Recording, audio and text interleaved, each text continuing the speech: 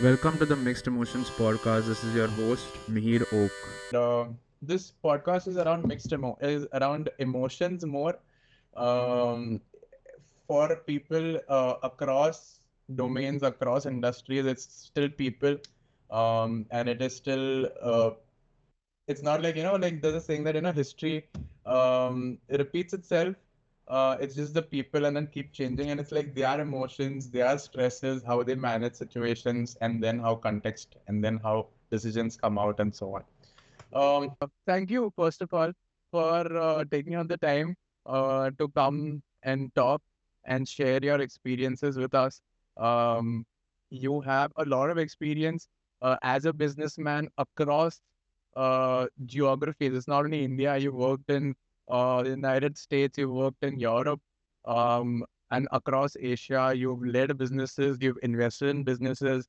You do a lot of consulting, and you've seen tech, you've seen products getting built, and you've scaled them, and you've worked with people, and you work with enterprises, and you see it on a very personal and close level. Firstly, thank you for coming and giving us your time. Your time must be filled with a lot of things that you can do and you love doing, and you've taken out the time. So we're grateful. Okay. Thank you, Mihir, for having me, and I'm looking forward to speaking. I mean, it's a very unconventional subject to be talking to. Normally, I do a lot of talks offline and online, and it's mostly about business, startup, and venture capital that I'm involved with. So yeah, I'm quite excited and looking forward to it. Human behavior, human emotions is something that I think we all brush under the carpet for whatever reason. It's not given much importance. So yeah, thanks again, Mihir, for having me. That it. So yeah, to come again, the human behavior part, we are going to be talking a lot about tech and about development and about startups and VCs. But the human element to it, it is going to be more on the emotions, on the resilience, and the experience on a softer level than the harder level, and what it is that we would want. So what is it that you really look for? Like, you've been a VC for I think 10, 12, 15 years. Not exactly a VC. I mean, of course, now what we do is facilitate investments. I've been an angel investor earlier, back in the day, still have an active portfolio. But our thesis is very much like a VC, even more stringent than VCs. So what we do is make companies ready to be eligible for VC funding, and we work very closely with a certain set of VC. So, I mean, it's been about I don't know, about 28 years now in the professional space. So I could say I've seen it all, I've done it all, which is a cliched statement. Um, but I mean, coming back to the first point that you made about emotions and human behavior, and I am a firm believer in that, and that's how I operate. Some people don't like it, some people like it or gel with it. Um, Very early in life, I learned that, and I heard it from somebody. There's a story around it. I mean, uh, I'll just take about 30 seconds. So I belong to a multi-generational business family. So business was natural to me, lunch, dinner table conversations, and grew up in various countries and cultures. So it was an amalgamation of a lot of things. Um, and by chance, helping a family member who was running a business at that point, I got into business myself, helped crack the large enough deal at that point. And why I'm telling you this story is the deal that I had cracked, the sales deal, was with a large CEO in the US on his first visit to India at that point. And I was on a vacation from London while I was doing my management and helping my sister who has started an export business. And the gentleman for 2 days kept, probing on who we are, what we do. We were obviously very young. I was barely 19 at that point. My sister must have been 25, 26. And it was all about the human connect that that gentleman was trying to make with us to understand who we are, where do we come from, what is the background. And ultimately, by the end of 2 days, the third day, he told me, Amit, business is all about people. And I was quite happy. I said, yeah, I agree with you, sir. And he said, no, hang on, I haven't completed. And he said, business is all about people and the relationships between them, right? So that's something which is I live by even till date. Whatever the years have been now, I think it was 1998 at that point. So yeah, good number of years have passed, and I never forget that, right? So anything that I do today comes from a very human point of view, in the sense that, of course, transactions happen, but I don't start any conversation or any engagement by being transactional, right? For me, relationship building, maintaining is of prime importance. So, and how do you build those relationships? It's all about connecting on a human to human level, understanding each other. So, yeah, I'm a firm believer in the power of human relationship. I think that's all there is. At scale, also, all marketing is about how you connect with humans, right? We are all emotional beings at the end of it. So, yeah. Right. But right, I completely agree. But then that is the soft skill that you anyway, anybody in general, be it a businessman, be it a salesman, be it a marketing guy, being a developer guy, I mean, being a coder, anybody, as a human being should have, right? When it comes to hard skills, it is not these skills that would matter when you're getting a job. It is your hard skills. And when you are also pitching in terms of a business or a startup idea about, why your tech product would work, would not work, it is always the metrics on, the TAM, or, this is the amount that I will do this year, which is all backed with numbers and math and finance. So in that, like, I would assume that, human behavior and my connect with you will only go this much, right? Now, I still have to back that up with my numbers and my proof of concept and my product actually working. Um, what is more, especially while convincing people that, they should use your product, what's more important, you being 100% on your numbers, or you being better at relationship management and then being okay with your numbers? So, see, you're right in that sense also when it comes to a transaction, whatever transaction that is, whether you're pitching for investment or you're selling a product. Of course, the strength lies in the story that you present, and the story has to be backed up by actual facts, whether it's a product or a service. But again, I would emphasize, I mean, the starting point between two people, if there are two people involved there, usually, or even if it is one company selling to a large audience, right? Unless you have that emotional connect, which is very important. I mean, it could go the opposite side also. I mean, there are people who are hardened and look past all that. For them, all that comes later. That okay, once we start working, whatever that engagement is all about, then that thing comes into the picture, right? So it works both ways. But of course, see, at the back of it, people might not confess to it. That's also a hard reality in business. Some people are very, for the lack of a better word, That's so booted, and they want to rooted, or as they say. I mean, because I've grown up in England also, it's kind of a stiff British upper lip, right? It's a British stiff upper lip in the sense that they don't want to give away too much, because why is that, right? A lot of biases also come into play when emotions come into play, or in the picture at least, right? So they don't want to be uh, judged or felt as being biased, right? Now, someone could be, what are emotions? I mean, emotions are basically feelings which are momentary, or they could be historical, that you have preconceived notions on somebody based on a certain emotion, right? Now, like we're having a casual conversation, and I'm liking it because I like conversations like these. Even, I mean, so on a weekly basis, I'm talking to at least 15 odd founders every week. So in a day, I'm doing 3-4 calls every day now. Now, most of the calls, I mean, they come with a notion they have to present to somebody very senior, and they'll start their pitch deck, and I keep interjecting, which I then explain to them. It's not interjecting; it's just keeping things live and interactive, right? Some people take it nicely. Some people say, "Oh, we don't like to be interrupted," right? So that's also an emotional thing that they're setting the tone, right? Okay, we have to be very stiff, very serious about it. Of course, people are serious about it. So what I'm saying is, ultimately, biologically, we are emotional beings. Some people like to display them, not overtly, but still subconsciously they do come out, right? Yeah. Some people have cultivated the habit of hiding their emotions very well. It could be playing in their mind. They're still judging. For example, if I were interviewing you, right, I would still be judging you based on the EQ the fancy corporate word which we have, which is called EQ, emotional quotient, right? Um, but of course, see, all that comes into the picture only after you have a story which is backed up by reality and facts. If it's a job interview, what you're saying has to match with whatever you've submitted in a profile or resume, and so on and so forth. So, and also, I believe emotions come in various shapes and sizes, right? They could be affected by your present circumstances.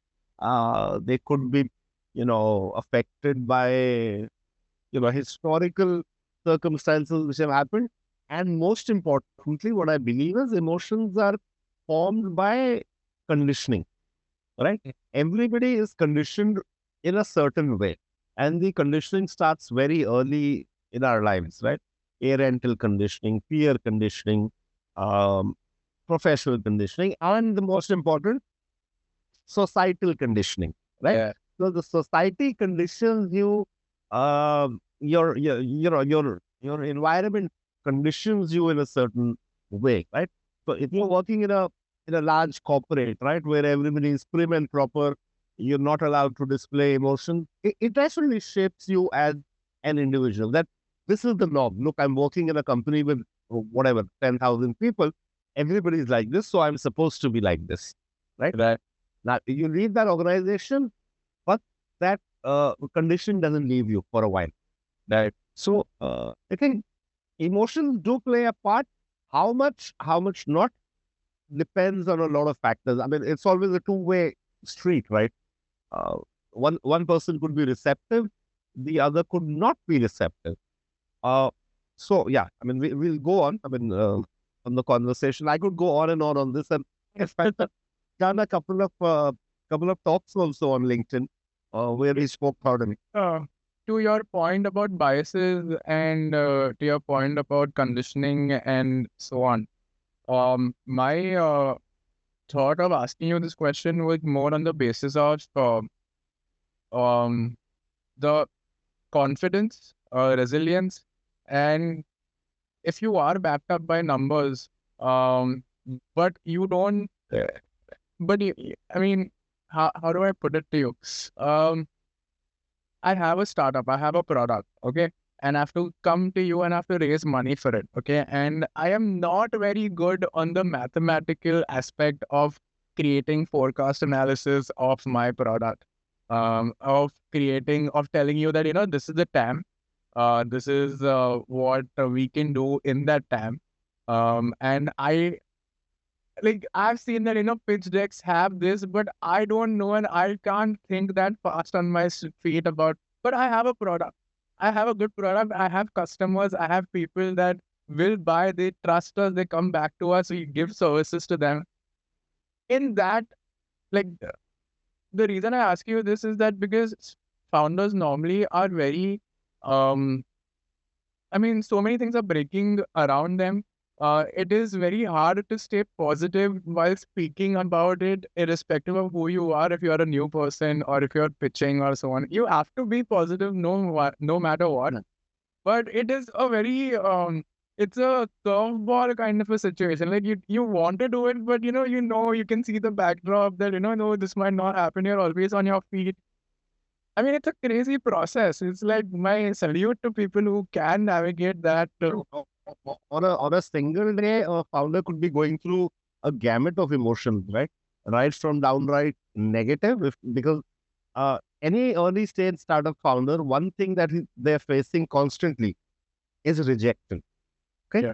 And that's the only constant in their life, day in and day out. A startup in itself is a vehicle for rejections. I mean, that's a term I invented, and I like to call it that way, because right from the beginning, you're trying to disrupt something. You want to break things very fast. Either you're solving a large problem or you're disrupting an industry. Let's take the example of Uber, by the way, right? It's not that cabs didn't exist Cabs have existed for over 100 years, ever since automobiles were invented, and so on and so forth. So now imagine that guy Travis, when he was forced to pitch to people. How does he even pitch, right? But there was, and to answer your question now, coming to that question and why I made this example. Okay, the founder could be not adept at his numbers, his forecast, the time, and all that fancy complexity, jargon, complexity, or whatever you call it, right? There's always a story. Now, Travis of Uber, the founder, I mean, he's still a founder, but the ex-CEO, he's no longer at the startup. There was a personal problem he was solving. He was in Paris for a conference, and he was trying to hail a cab on the street, as we all did back in the day. And he just couldn't get that cab. It was raining or something happened. It was high traffic or something. And he couldn't attend that conference for which he had specially come from the US, right? So he went back to his hotel room and kept thinking and ideating and being an engineer at the back, right? So now there comes firstly, the problem he's solving and the emotional connect to the idea, which was Uber then, right? Whenever he coined the term Uber, right? And so it is with everybody. Now, every founder, most of them at least, 95% of them, I believe, start with this problem solution mindset where there's always a personal problem. They must have encountered something in life which they feel can be turned into a business idea. So that's an emotion also, right? Just yesterday, I was sitting with a client of ours who's also a young founder, young as in, I mean, not very young, but much younger than me, in their 30s. And he runs a company called Labor Home, which is aggregating construction labor in India and supplying that labor. Supplying is a bad term, but of course it's manpower, organization for large industries. Now, what is his emotion? I sat with him for almost 5 hours, and his emotional connect to the whole thing is, sir, I'm creating impact, right? Impact at scale. I am affecting the livelihoods of currently thousands and going forward millions of grassroots level workers by giving them legitimate employment, making their standard of living better. And so it's a very emotional connect. And why this story is relevant is that because you asked me the same question. Now the company is ready to do an external fundraise, which we'll be going for. So these questions are popping up in his mind. He is also he's a first generation entrepreneur. There's no history of business in his family. It's a fairly large organization, 70, 80 people now, doing healthy turnovers also. So while I was talking to him, I understood the passion behind whatever he's trying to build and scale. So that's the emotional connect which will happen at large when he's pitching to investors. And they also need to connect with that external emotion that, look, imagine a poor laborer without job sitting in a tier 3, tier 4 town of village of India, not even a town in Bihar or UK, and he is getting structured employment. His family will be better, and so on and so forth, right? So there's an emotional. And we Indians, by the way, if you look across society, look across mediums, social media, television, print media, everything is about emotion. I mean, we are overtly emotional. That's also a problem, by the way, because of which everything is played out, right? I mean, it almost sometimes borderline cringe emotional also, right? Because they know emotions sell in this country, especially. Yeah, they everywhere. But Westerners have gone through this thing before, right? I mean, in terms of business and economy, they're a couple of decades ahead of us, more than a couple of decades. So they've gone through this. Everything is laid out, it's settled. Here, it's always about selling emotions, which also doesn't appeal to me. Emotions are something which either come naturally or they don't. Right? It's very easy to see through also. Right. So, as a person who shares or, works fairly with a lot of companies as a consultant, companies can be startups, can be big companies, looking for which endeavor should you invest people's money in. And now currently it is more about deep tech. Can you explain what deep tech is? How it has evolved? I mean, we had deep tech in 2015. We had deep tech before funding ever began, we only had deep tech that time. We had less of software, more of pure core electrical engineering hardware systems. Um, and now it's coming back because now the COVID boom, I mean, the funding winter has, I mean, actually, as you rightly say, it's not a funding winter. This is what reality is, that, that was the boom, and this is what truly should be and how it should be, that, people should. Oh, yeah, you're right. I mean, deep tech actually is everything that you said, the electrical systems, IoT, hardware. And it's just that the term has become a fad or a fancy term now. So deep tech in itself is very hard to explain because there's no one thing as deep tech. It's an amalgamation of various sectors would come into it. When you're solving a large problem with the use of a heavy R&D, a lot of research and development would go into solving that problem. And the technology, the technology also hasn't been in place before. And that is why a lot of research and development would go into it. And also, so sectors could vary. You could have deep tech in healthcare, you could have deep tech in banking and finance, and so on and so forth. You could have a deep tech solution for education, for health. Now, biopharma, life sciences is also part of deep tech, right? Because there is a lot of things which we are learning about the human body in itself. Elon Musk is working on a company called Neuralink. They were live trials. That is deep tech. Anything with deep application of data, which actually is AI or generative AI now, is also deep tech, right? So deep tech is like we say commerce, right? Now, what is commerce? Commerce is trade, right? But then you have various functionalities of commerce, which is upwards of starting from general trade, which is the honest. General trade means mom and pop stores, or in India, we call them kirana stores. Then you have modern trade, which evolved. Modern trade was supermarkets and large format stores or organized sector coming into it, branded stores. Then you had e-commerce, which came in, and currently you have quick commerce, right? Yes. But ultimately, so now somebody says, oh, commerce is in fashion. No, commerce has always been there since the times of humanity, right? Everybody traded and exchanged goods, whether for price or with the barter. So same with deep tech. But of course, I believe in India especially, if the growth has to come in our startup ecosystem, it has to come from deep tech technologies, which involve a lot of R&D research. And why? Because that is how you innovate. There's no innovation happening with commerce, right? Ultimately, quick commerce is the logistics play, right? They're delivering X amount of items to you in the shortest possible time. But the items remain. There's no rocket science involved there, right? But Tell me something. To do so much R&D, there has to be money that is coming in from somewhere, right? I cannot set up a business to do research. I have to sell that research. I have to monetize that research, and it takes time. And India is predominantly not as rich as Western countries that we can.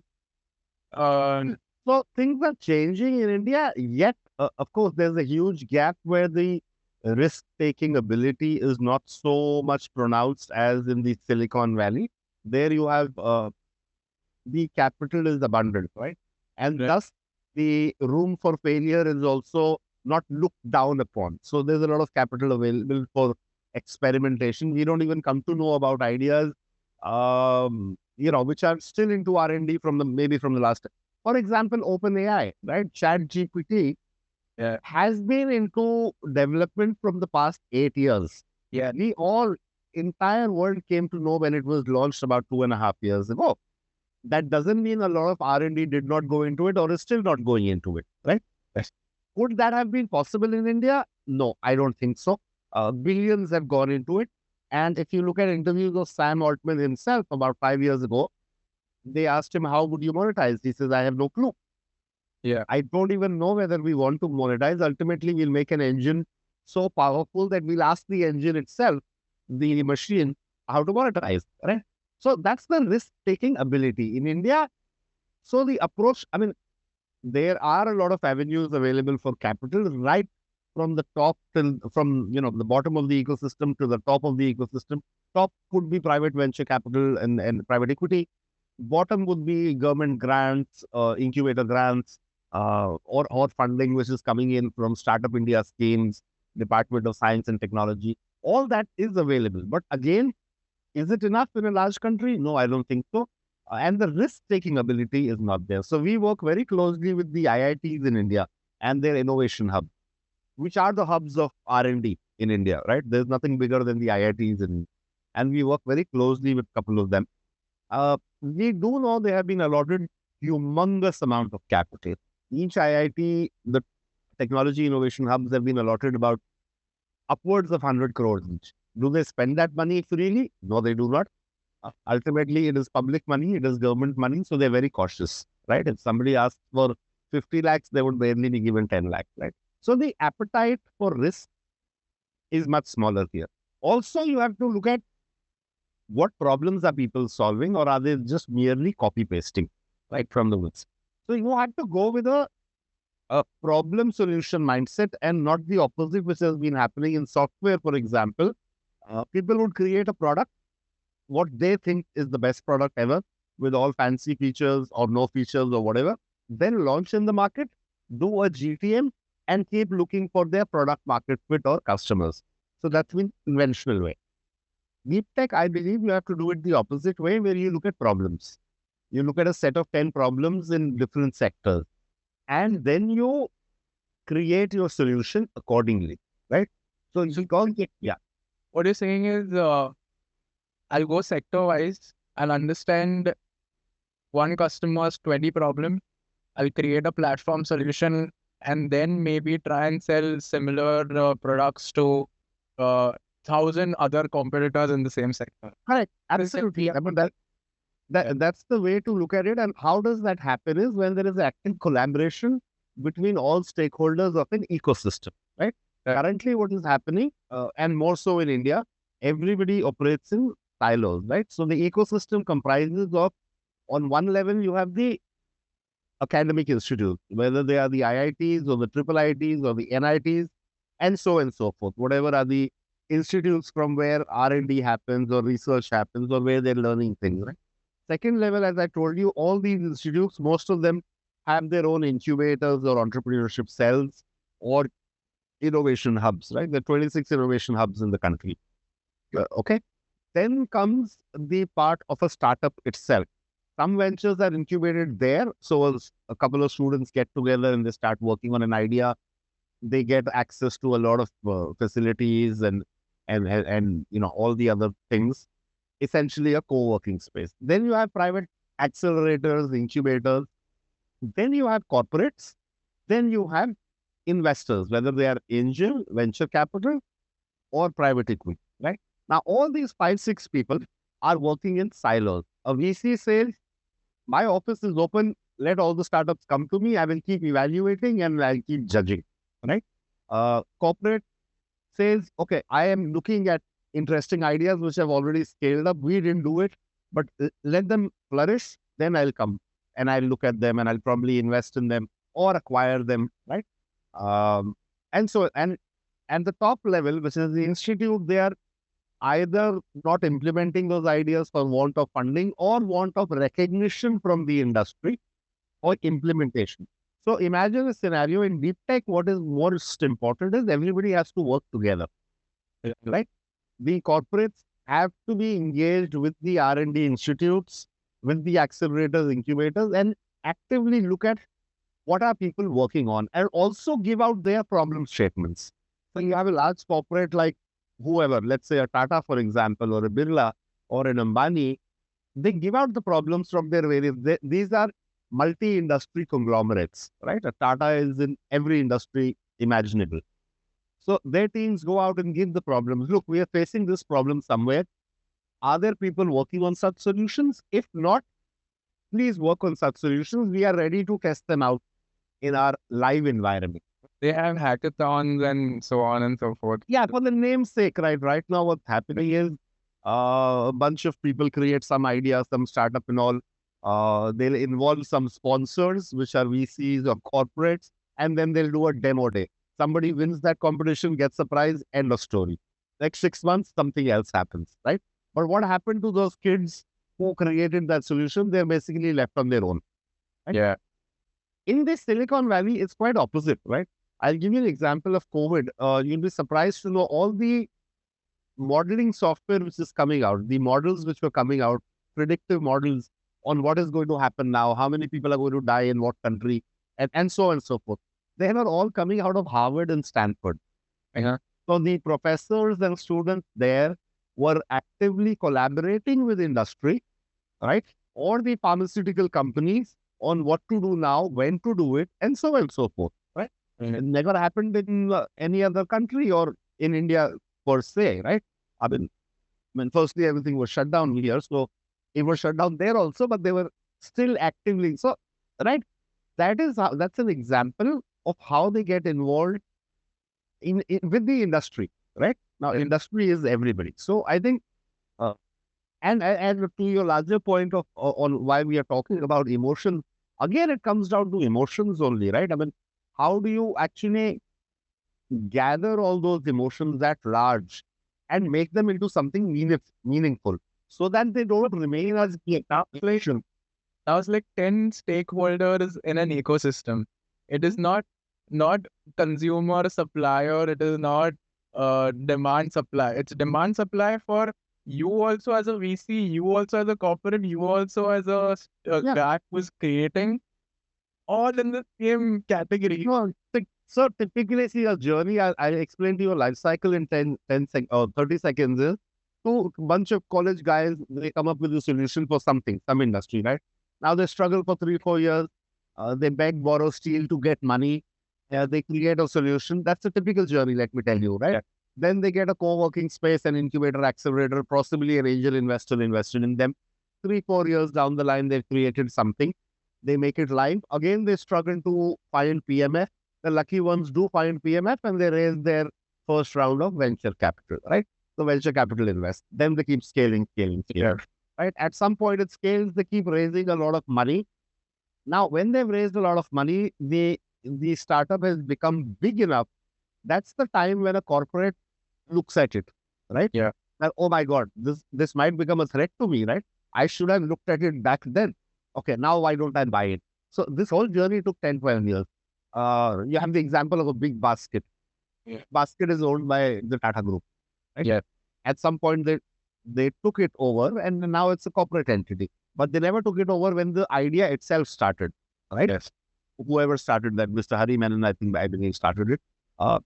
And so forth, right? Now you have the Zepto boys, 21-year-old boys creating waves in the whole ecosystem. Everybody, including Big Basket, because they're corporates, dismissed them completely. Yeah. That this is going to be the biggest I think ever. consumers dismiss them. It is like, if consumers were asked to pick, like, this will not work. I still want to go out and buy my vegetable. And I still want to do the same thing. So There's also an emotional story there because people's emotions were involved that see, your parents or me or anybody, we go out, we connect with other people doing grocery shopping, and it's an emotional thing. On a Sunday or a weekend, you go out, do shopping and all, and everything is being digitized. So your emotions also were digitized, and then you have emotions of all these small shopkeepers who are getting disrupted, majorly, right? So, but somehow the business does prevail over emotions, right? So, I mean, emotions also have lots of layers to them, right? Yeah. Intuition is one emotion. Yeah, Not absolutely. Whether you call it gut feeling or your inner voice calling out, it's intuition basically, right? A lot of VCs, surprisingly, venture capitalists, and I work with so many of them. I've been an investor myself, right? Ultimately, let me tell you, it comes down to emotion, right? Sometimes they don't understand the sector or the industry. They don't see a market evolving. Ultimately, it comes down to their gut feeling, right? And how emotionally strong are they, right? To make that final call of investing in some stranger and going by that. And vice versa also. Now, the founder could be very emotional and influentially playing up on the emotions of somebody else.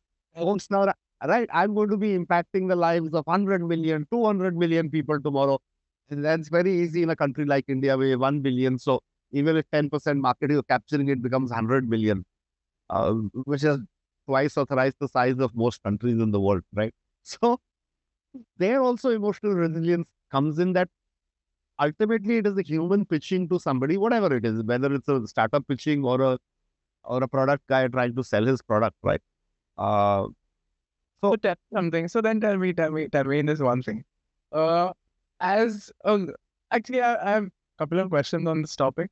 You mentioned college students uh, thinking up of an idea and starting and then taking up co-working spaces and so on. So and then there are like more experienced people who are also there, starting their first businesses and starting up after getting experience. When do you think is the uh, better time or the best time to get started? Is it when you're young, when you have more risk-taking ability, because you have nothing to lose, out of college, drop out of college, maybe if you have that skill only, or if you get experience, because somebody, you said that, creating impact out of somebody's experience, out of the way that you have gone through, and you want to create a solution from your experience of working in a setup or working in a way, and you want to change that, and you want to see, and you've done your market research. Which is the better time to, should it be that, should I sit, or is this a question at all, or like, no, it's actually it's a question with no hard and fast rule, no hard and fast answer, right? Like in our conversation itself, I've given you so many examples. Lepto boys, right? Yeah. Now, if you look at their story, they never had. Of course, they had a kind of privileged or slightly better upbringing in outside India. In Dubai, they grew up. Now, it is quite incidental that during COVID, they were in India and they were holed up in their apartment. They could not order grocery for themselves. Yeah. And they figured out a hack by making a little application. And then they started selling to other people in their community or their building, wherever they were holed up. Everybody was holed up. Yeah. Right. Now, they had no ambition. They actually were, I think, Harvard or Stanford, they were admitted in. Stanford, yeah. Stanford. And then, yeah, and then they dropped out. Now, had they gone on to the Stanford path, it would have been a career trajectory of, then going into management, Right. go to Boston Consulting or McKinsey, and so on and so forth. Maybe a couple of years down the line, they would have realized, okay, look. So there is not, it's always, I believe, starting up and entrepreneurship, and especially in today's day and age, is always circumstantial, right? There has to be an external trigger. Either there is a need to make money very early. Um, the need could be that the need also comes from passion, right? There are some people who are just fast learners. They don't believe in academics and all. And in today's day and age, they feel they can self-learn, right? So they'll go to that path. Not necessarily they'll succeed, right? Uh, there are some people who value due to the conditioning that they have had, societal, parental, at that point only parental and peer conditioning, right? Okay. At that point, 1920, right? There is no societal conditioning, luckily, at that point. So they believe they need a foundation, which is a good education, couple of years of experience, whatever professional experience, and then. So there's no hard and fast rule. I mean, we've had entrepreneurs starting in the late 40s. We've had entrepreneurs starting in their very early. But my question, I understand your point. My question is more in terms of, uh, do founders feel competent at, like, you built with people across the age group. Um, do founders particularly feel competent uh, at a later stage than at an earlier stage, competent in things that they cannot do? Because there are 10,000 things that you cannot do. Um, I think competent is not the right word, but confident, right? So Well, I mean, it's like you have to do all hats, you have to wear all hats. so they'll be more confident. They'll have a bigger risk appetite if they have couple of years behind them. So if they're in their early 30s or even 40s and all, they've seen a couple of things. I mean, they've seen a lot of things in their life, which makes them adept at handling high pressure failure situations. Again, starting up anything, being an entrepreneur is about juggling failures, multiple failures on a daily basis. You're fighting so many battles. You're fighting a monetary battle, you're fighting a product battle, you're fighting a societal battle, especially in a country like India. Everybody is judging you all the time. Then why are you wasting your life? Why are you wasting your life? Right? Um, but at the same time, an early entrepreneur, who's just starting up barely after school or in college or leaving college, um, at the same time, they also have a lot of raw energy and they have nothing to lose. Okay, I give my 3-4 years of life to this. What's the worst that could happen? I'd go back into doing something which is standard and ordinary, right? So there's a lot of, there are no preconceived notions, right? So I think it's very individual, this thing, right? Yes. It's very, very individual. No two people can be thinking alike and the same, right? Yes. We could also have let's say a 35, 40-year-old person who's starting up. Now he's had the cushion of, let's say he was a professional earlier. He's had a cushion of, he or she has had a cushion of, a paid monthly salary, fixed monthly salary all in life, 10, 12 years. And all of a sudden you're staring at an uncertain future, right? So they'll be extra cautious, right? They possibly would have had a family to support by then and so on and so forth. So all those, again, emotions come into play that, can I do this? Will I be successful? So this thing also comes into Imposter syndrome and I mean, that is real. And especially in today's time, I think imposter syndrome is super real for people across age. People think that it's only real for either too young or too old, right? With technology, for example, right? Now, oldies 50 plus, 60 plus, they think that, are we even good enough for technology which is coming in now? Can we even be using, and it's not about only smartphones, it's what can you do with that smartphone now, right? And new, I mean, for me as well, right? I mean, I see new features being launched on these apps almost every day, and I am one of the earliest people, I believe, across the globe to get on the technology bandwagon, right? But still, sometimes I feel that, wow, man, how are these kids doing it, right? Day in and day out. Some features are very difficult. So I do feel, right? But when it comes to entrepreneurship, yeah, imposter syndrome is super real. When now again, see comparisons also in now you look at the Zepto boys, right? And I've heard and I've also posted a couple of their interviews on LinkedIn.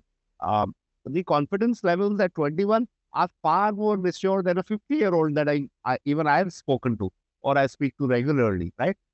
Where do those confidence level comes from? Of course, the early success they've had, the hard work, more about the passion that they have, right? On building something, right? And possibly the ecosystem around them, right? It's all about the ecosystem around you that you consciously build, right? So, again, I mean, see, there is no one size fits all, and there should never be, right? And it works both ways. It could be negative also. I am one of those people who's very against this whole influencer economy currently, right? Or the influencers which have come into play.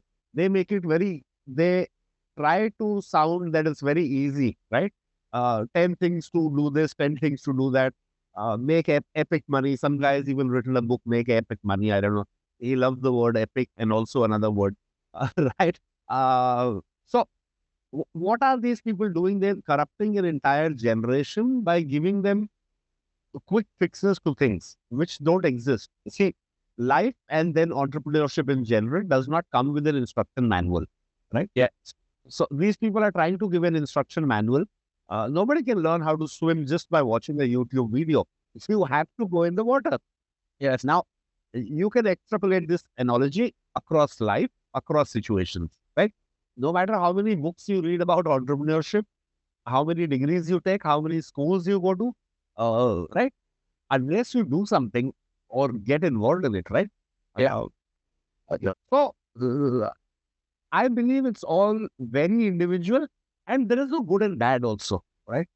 To your point, exactly. Like, I was talking to somebody the other day that, as you said a couple of things that I want to reiterate on. There are no rules, which means that, there's no instruction list, which means that you can go crazy and you can go as creative as possible. Um, as long as you're within the law and you're doing things really. Uh, but yeah, creative as hell. You can do whatever you want, and you don't know what you don't know, you know. And I guess that is where the imposter syndrome also comes in, because like, if you see, now I would be really nervous speaking to you if I had to talk about my business, or I had to talk about somebody who you as an experienced person will tear me apart if I'm not buttoned up on things. That is the mindset that I have, because I've gone through a schooling system that will tear my hopes if I don't get good marks in school or college, or so on and so forth. My point being that, there are no rules. Like, school is one way to learn. The other way is also the internet. YouTube is a good way to learn. You won't get certificates, but you get experience, and there is no good and bad for anything. The good and bad is the way that we've been taught that, there is no right. Yeah, so say I am a big believer in doing things the authentic way, right? Now, the authentic way, the term itself means authentic. So, authentic does not mean Mihir will do what I am telling him to do. Mihir will do possibly the same thing.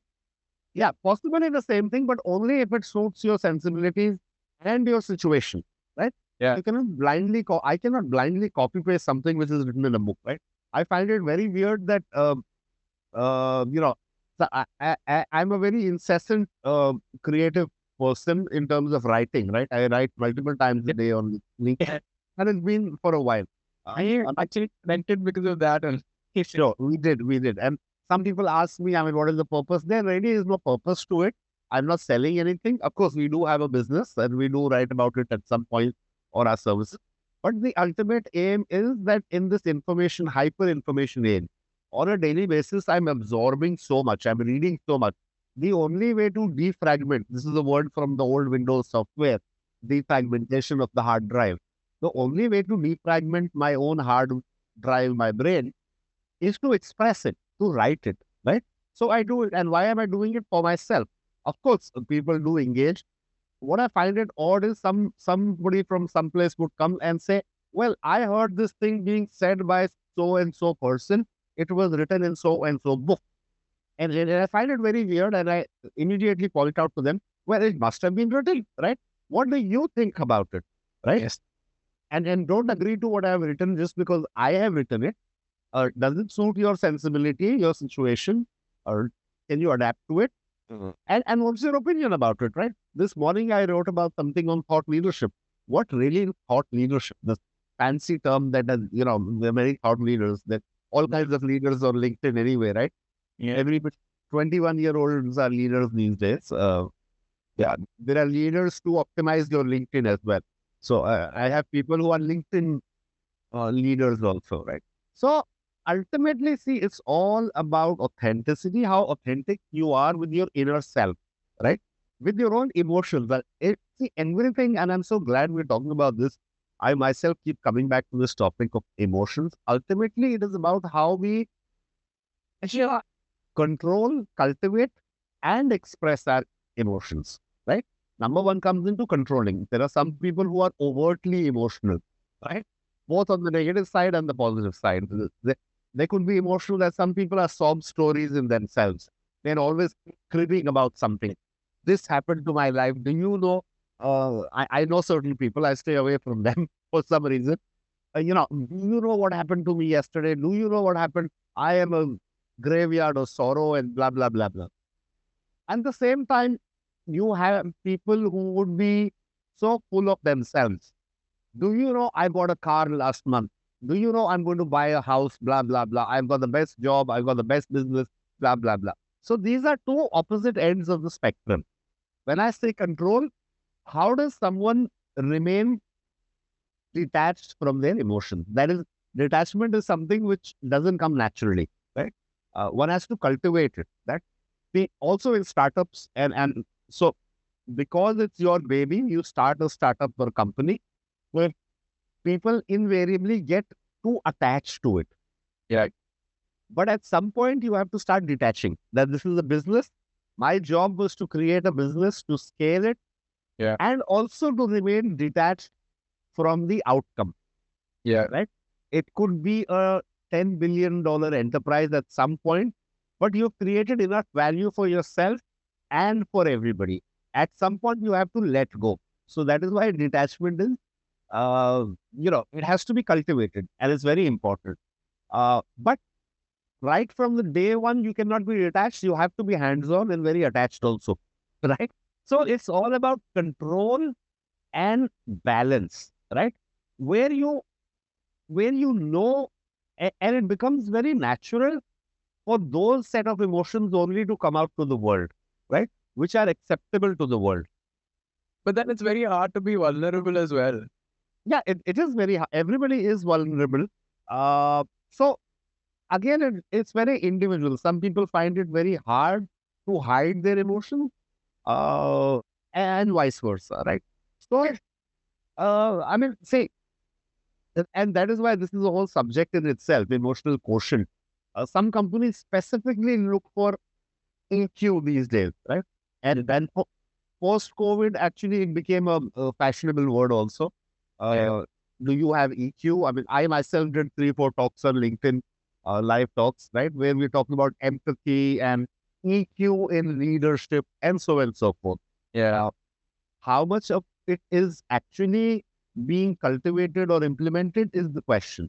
Now, when I say implemented, again, one cannot force the emotions, right? Yes. Exactly. Yes. As you said, it has to be authentic. Um. But, uh, uh, so, to be very honest, you have said, and I have started to realize this myself, that there is no instruction set. There is no one shoe that fits all. There is no perfection, and you don't know what you don't know. So that gives you so much opportunity to strike, because the metal is always going to be hot. It's not like strike when the metal is hot, because you don't know when it's going to be hot and when it's not going to be hot. You have to take your chance. That does not mean that you don't do research before. That does not mean that you don't do your due diligence before.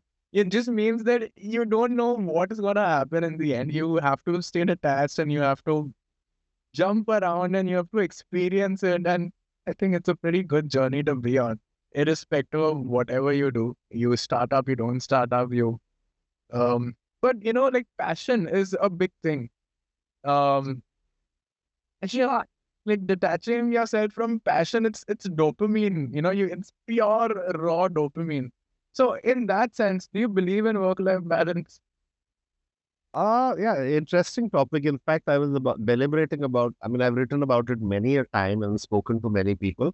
So I don't believe in this work-life. And What did it look for you? Like, let's right, I'm going to come to that. So, and I'll tell you why I don't believe in this notional or this notion of people having work-life balance. For me, um, see, I'm a human, and both parts, work and life, are a part of me, right? Yeah. So for me, it's more about work-life harmony, right? And I'm not saying it for the sake of it or trying to be different. And that is how it is, right? Now, post this podcast, I have certain things to do, even though it's a Sunday, certain work-related things to do. Will I do them? Of course I will, right? Not because I work for myself or I'm not answerable to, I'm not in a 9 to 5 job, but because I like to do it. So what I believe in as humans, right? And because we are humans and not bought till now, there are plans to install chips, or by using artificial intelligence, we're all becoming bots anyhow. Uh, so again, and this is very important. See, for example, you're an individual, which all of us are, and you're going through your day, whatever it is, a work day. Two situations happen at the end of that work day. Either you're exuberant and full of joy because you had a very successful day, irrespective of what you were doing. You were working for yourself or a professional or a typical IT slave, as they call them, right? They call them IT slaves. Yeah. Yeah. You were working by the hours, by the clock. Only two outcomes by the end of the day. You were in such a good flow of doing things appreciated by everybody, you're in a joyous mood. Now the standard time to finish that work ends at whatever time it ends. You go back home or to wherever you have to go. There is no such electrical switch you can switch off, right? Now I'm so invariably, both consciously and subconsciously, you're thinking about that situation, right?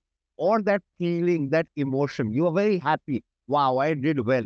So what will you do? You'll tell your near and dear ones, your family, and oh, look, I had this. That's what everybody does. I had a stupendous day and all. Possibly there are some things that still have to be done, emails to be answered, work colleagues to be messaged. You'll continue doing it. Yeah, very opposite, right? You had the most horrendous day of your life, going through a bad patch and all. Again, you can't just switch off in the evening, right? Uh, Next morning you go for a vacation, on a planned vacation. In both situations, now in the middle of the vacation, you're sitting on a beach. You get a call. Either it is to solve a problem or it is to continue. Maybe you can win a bigger deal. Again, you can't just switch off, right? Invariably, that thing will continue. You will want it to continue, right? Even if you had a bad day, you shut off everything, you shut off all communication. You can't shut off your brain. So that is why for me, I believe in work-life harmony. There is no difference at all. I mean, if it's in the middle of the night and I have to attend to a work matter, I will do it because I want to do it and get over with it. Right? There's no hard and fast rule. I could be having my breakfast in the morning while a call comes. And again, at the end of the day, we are humans. And I see it more and more often with large corporates also. And I speak to these large, well-level people, right? Sometimes they're having lunch in the afternoon while we are having a Zoom or a virtual call, right? If they're having lunch, we can still talk, right? I mean, actually, we are humans. There's no such thing we have to be suited, booted with our tie, and our tie will get dirty or something. So, I think as a species, as humanity, we've evolved over the last, I would say, 15 years, especially last 4 or 5 years. Post COVID, the lines between work and life kind of blurred, right? And it's continued. That's how we were all the time. It's only a brief period of 150 years where industrialization came in, where everybody was slaughtered. Yes. Yeah. And then the corporate cubicle culture came in.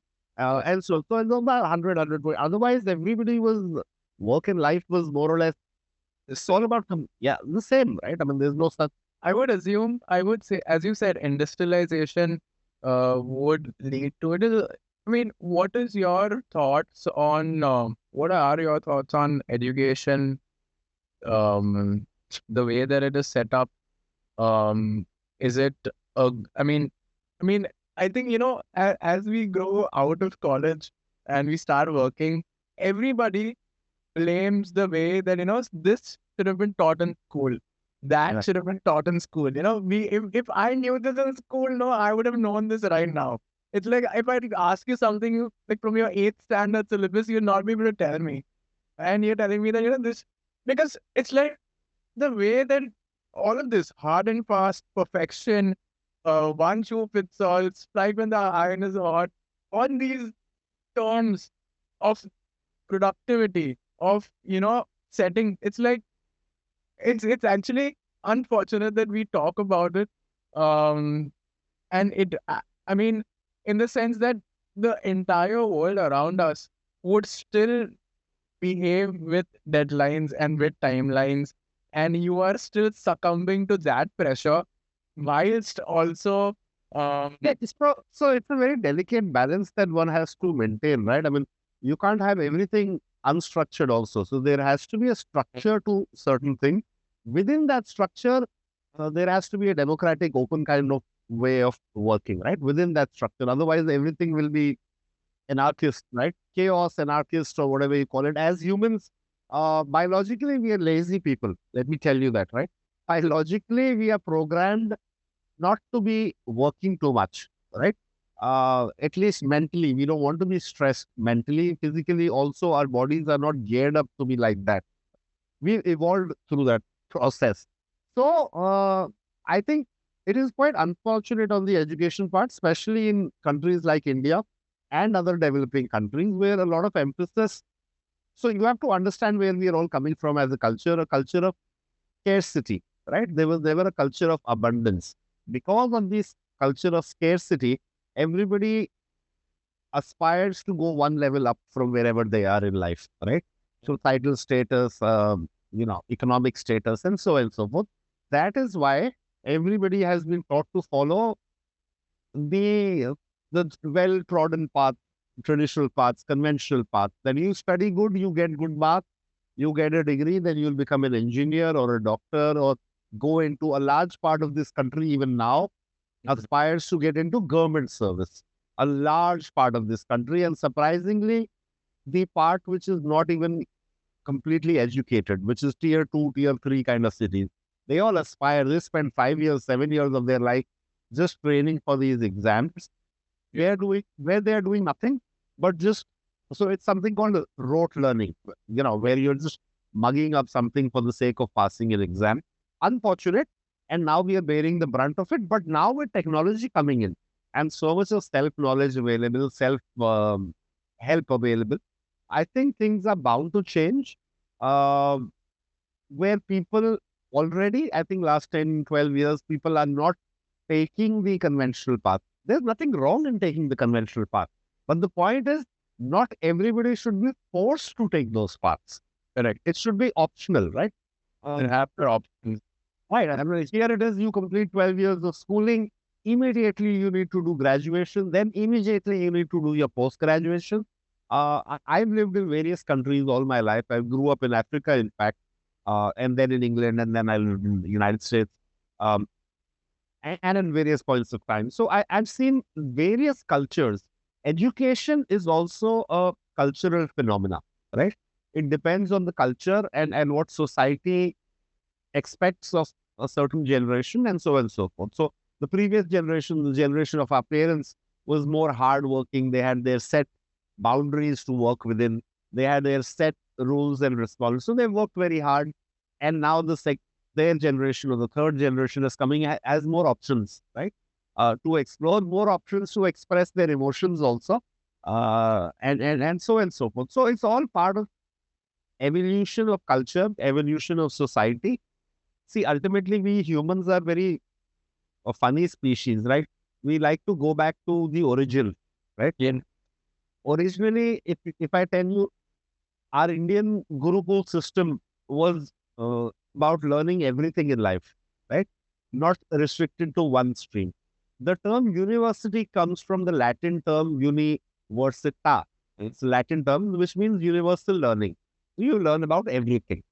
Right? Yeah. That's how it's been in various cultures. The Roman civilization, Greek civilization was about learning about life, and so again, at some point we wanted to do better, wanted to make machines, industrialization, so on.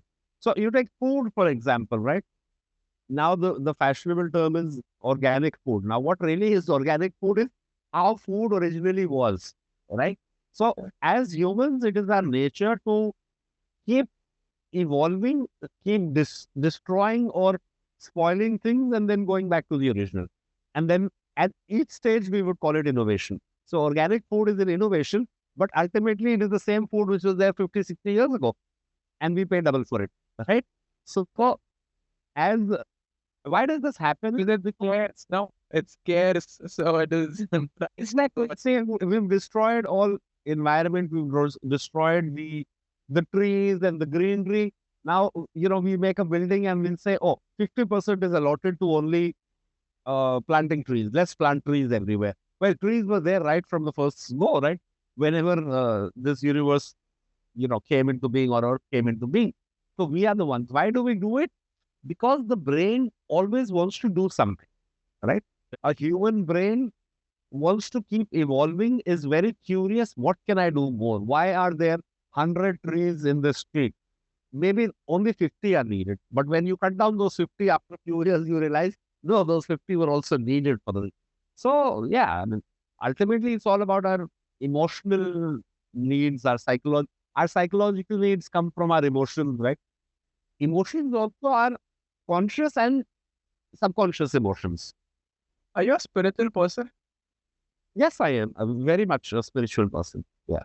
I mean, it shows from the way that No, I do believe in spiritual. So I do believe in universal energies and you know, not voodoo or magic or something or pseudoscience or anything like that, but just universal energies. We are all made up of energy. Like yesterday, I put out a post about somebody talking about there's this new, not new, but very famous pop star today called Diljit Dosanjh, right? Who's making waves globally. And he put out a video in a podcast with somebody that the podcaster asked him that, all of a sudden you are the rage everywhere globally, and what different are you doing? And he answered that, yeah, well, it had to happen. I've been active since the last 18, 19 years now. And it had to happen one day. So the guy still asked him, no, but you must have done something different. What is the strategy? He says, no, honestly, trust me, there is zero strategy. What I believe is that it is something called consistency. I've been consistent. So you keep knocking the door, keep knocking the door. Ultimately, it'll open. So I posted this thing along with 5, 6 lines of my opinion on it, that you have to do the boring things day in and day out. And that's how you get and you win at the end. Now, somebody commented on it that, Amit, well, everybody is being consistent, everybody is working hard. Somebody who's known to me, a senior person in Singapore. And he was like, no, luck plays a part, a big part. Some people are just lucky. To which I again responded back to the comment, and I'm saying, yes, it does play. I also believe, but what really is luck, right? Luck doesn't happen. You're just sitting on the street and say that I am born lucky. It's in my stars. Some guy told me I'm lucky. And you just keep sitting on the road and think that somebody's going to come and shower everything on you. No, it doesn't happen. Luck starts to play a part when you start playing a part in your life, right? So there is this concept, good you spoke about it, spirituality. So Carl Jung was a philosopher. Yeah. So there is a concept by him called synchronicity. Now, synchronicity is a concept where a lot of meaningful things happen which have no correlation to themselves. How do they happen? How do they happen? A lot of coincidences happen. Yeah, there's another concept I'll come to, which is also interrelated, and I've interrelated it, not by any philosopher or by books. Synchronicity is, see, now you want to, let's say you're a fat person or something, right? You or me or whoever wants to get fit, right? Now, it can't happen sitting at home. Naturally, you sign up for you'll go for a diet or a fitness course or something, right? So you go there once. You start meeting one or two people who are also in that journey and so on and so forth. Now, because you met one or two people, you start meeting more. You'll be more attracted to those kind of people, right? Or you take another analogy of you building a startup, you want money for it. So you knock on the doors of one investor. You go to conferences, right? Where these investors are. You go to events and all. You'll be seen everywhere. Naturally, you're in that environment. You've created that environment, right? Tomorrow, everything could be inbound because you're attuned to that. Everything now today, the algorithms in social media also play that way, right? The more you look at something, the more it is shown to you. So that is synchronicity, that everything works in a synchronized manner only because you're working. And then a very interesting concept comes into play, which is called serendipity. Okay? Synchronicity, and then you have serendipity. So a lot of serendipitous circumstances start happening in your life, which now some people would say, I didn't expect that to happen, right? Like yesterday, I met this founder. He was at a conference and he showed me cards of 10 big venture capitalists. Most of them known to me. Why did that happen? Now, he said, sir, I got so lucky. I got to meet the biggest VC. I spent 10 minutes. He told me he took my name also to a certain venture capitalist and said, oh, I know you work with them and I also work with them and blah, blah, blah. Said, I was so lucky, sir. I heard it, right? Now that I'm talking to you, I'm explaining that luck to you, right? He made the effort to go to that conference, okay? Had he not made the effort, how the hell would those venture capitalists or investors or various other people know about him, right? Now, today they know about him. It's quite possible he had a nice 10-minute conversation with a big gentleman, right? It's quite possible 3 months down the line, that gentleman thinks about him and his venture and calls him. That would be the luckiest day of his life, right? So they'll say, oh, well, it's a spiritual happenstance. It happened. I had no clue. I had forgotten about that person. He just called me today, right? So, but you have already put something in motion. Now, when you put something in motion, right? Imagine a train track, which is an endless train track of 1,000 kilometers. You put something in motion, it will keep moving. You might have gotten off that track, but that thought or that process is in motion. And that is what I term as luck. Uh, Now, you could term it whatever, universal energy, spiritual energy. Some people could term it as per their faith, religion, God, or whatever. I mean, I'm not a big believer or a hater of religion. For me, it's all about, just belief, right? You could believe in any damn thing, and everybody is entitled to do, right? Yeah. On that, I also read up a lot of philosophy, and a lot of coincidences happen. Like, you think, why is this happening to me? Like, I just read this and this happened. What the hell? Yeah, no, so see, I believe there are no coincidences in life. There's something which has been set in motion by you consciously or subconsciously. Yeah. And now you want to take it into a spiritual way, then it could be either in this life or in another life, right? Yeah. Right. So, I mean, that's a complex subject. Some people get it, some people don't. Ultimately, yeah. Yeah. I mean, it feels good. I don't know, for some reason, to experience it. And luck is always, yeah.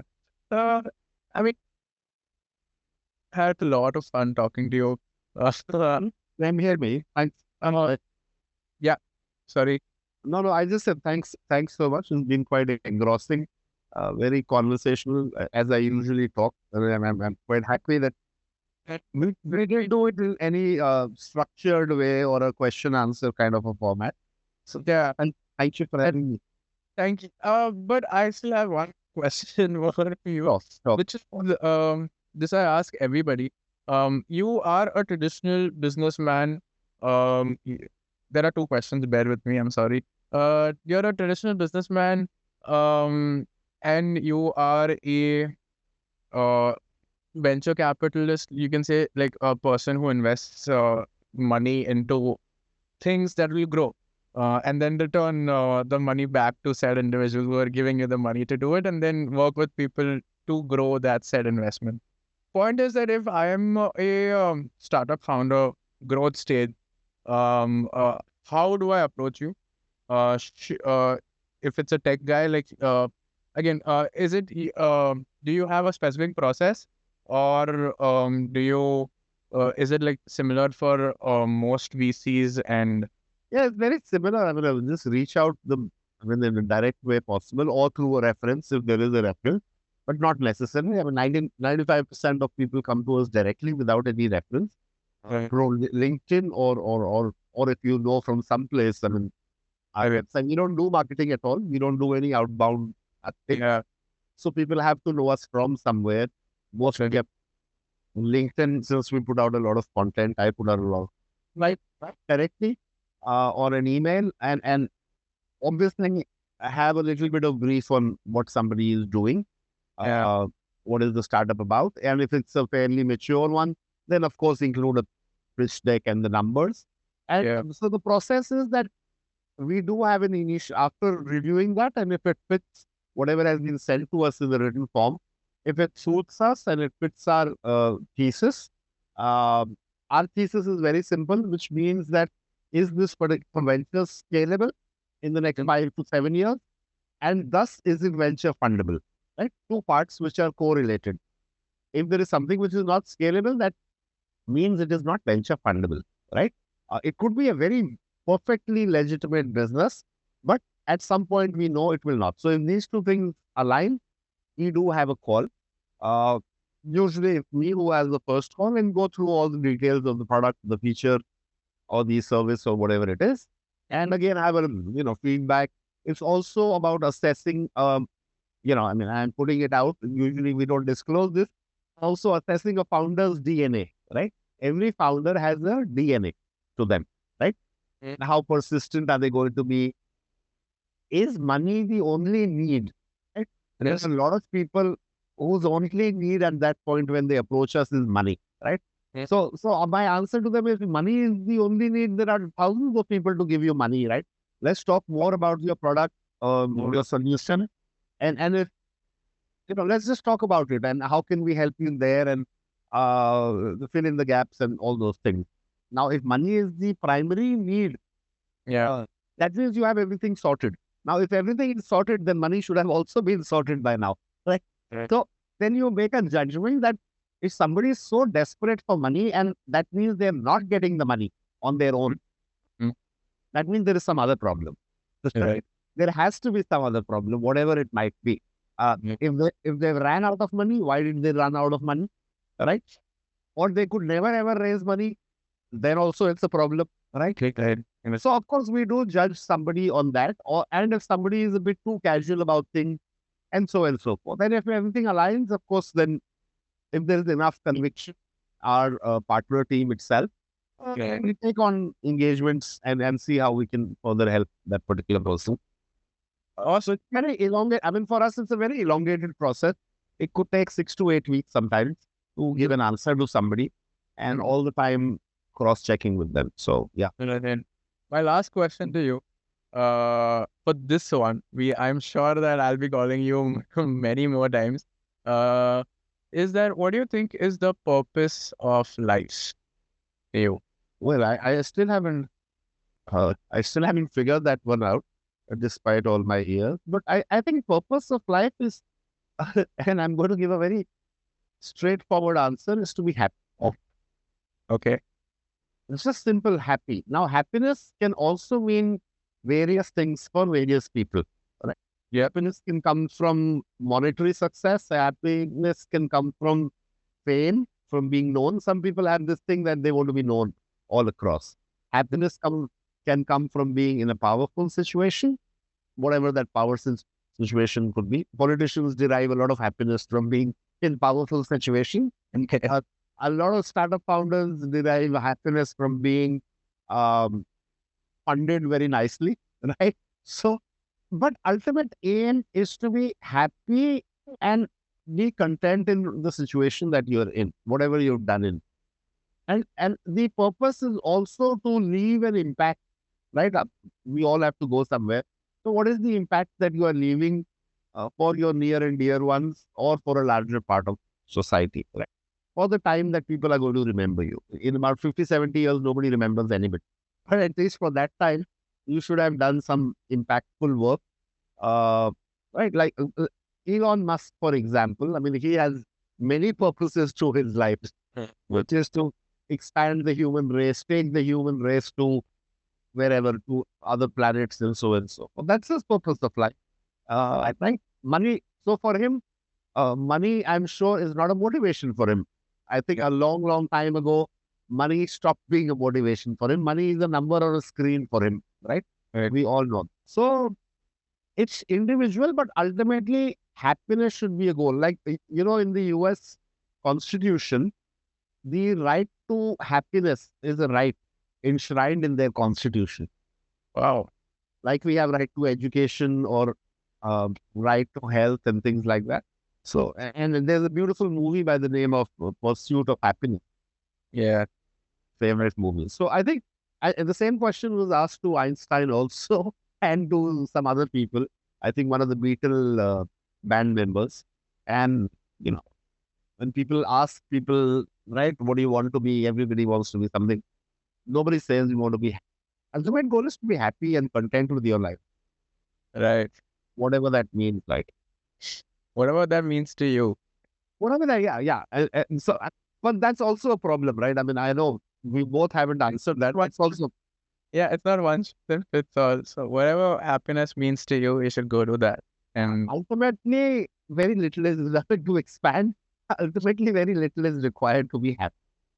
To be really, really. So happiness is also two states. One is outwardly happy, where you're happy for the world, to show the world that you're happy. But the real happiness is from inside, right?